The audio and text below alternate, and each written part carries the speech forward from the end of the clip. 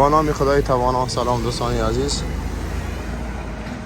عید سعید فطر را برای هر یک شما دوستان تبریک عرض می دارم و خدا کنه که عید پرفیض و پربرکت باشه برای هر یک ما و شما.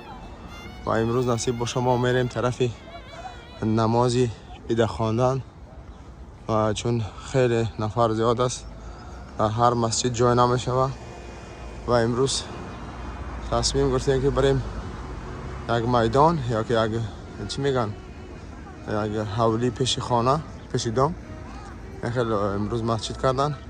اصلا مسجد هست خودش در پدولی امید دام مسجد 5 وقت نماز میخونن مردم. از بس که دیگه مسجد بسیاره کلون مسجد کلون جای زیاد نیست، نفر مقصد بسیاره، آدم بسیاره، جا کم و نصیب باشه ما اینه اومدیم این مسجده که باید نماز بخونیم. ببین در پارکش خیلی سرسبزه پیش یک دام داره. دیگه بار دیگر عید سعید فطر به هر یک شما تبریک میگم. خداوند چه آرزو و هوس داره در دلتان به آرزوتون برسید و خدا کنه که طاعت عبادت ها را خداوند در این ماه شریف رمضان به درگاهش قبول کرده باشه. سلام علیکم و رحمت الله و برکاته.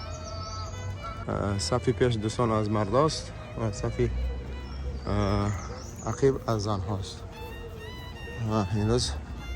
هنوز مردم اومده ایستن. انشالله که یک عیدی پر برکت می باشه می شود انشالله. ماشاءالله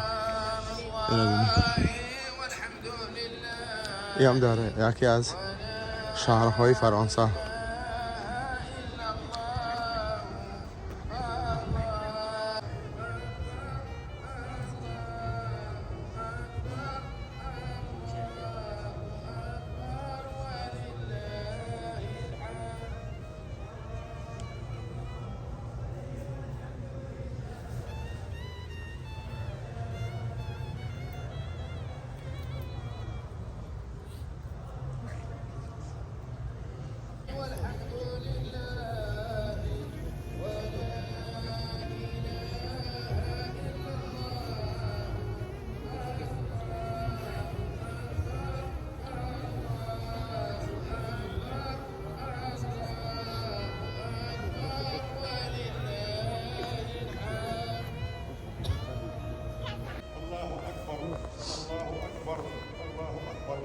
وسبحان الله حين تمسون وحين تصبحون وله الحمد في السماوات والارض وعشيا وحين تظهرون.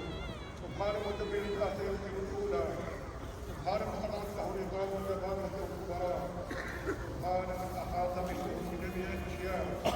سبحان ربك رب العزه عما يصفون وسلام على المرسلين والحمد لله رب العالمين. الله اكبر.